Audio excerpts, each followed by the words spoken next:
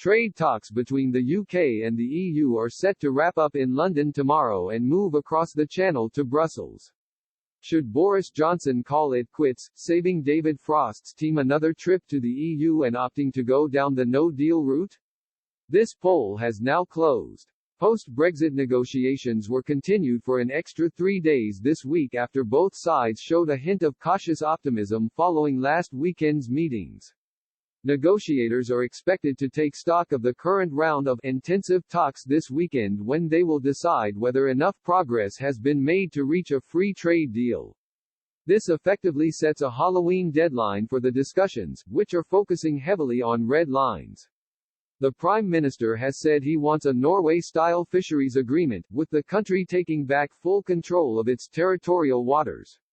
The EU continues to fight hard on behalf of fishermen who are worried about losing unfettered access to British seas.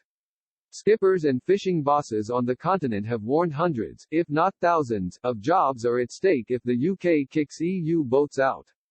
Another thorny issue at the negotiating table is the so-called level playing field, which the bloc has called for.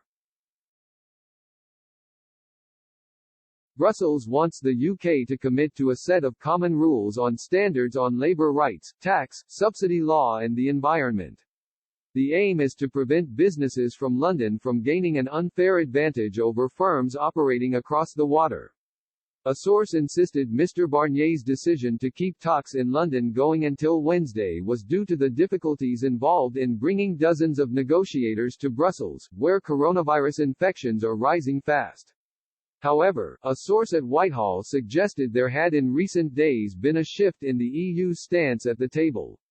The insider said the bloc's team seemed to have acknowledged that it is more of a two-way street, and added, "There is now a possibility we might be able to get there with a meaningful process." Another source said significant progress had been made in talks, with both sides having found solutions for 90% plus of the areas contained in a deal.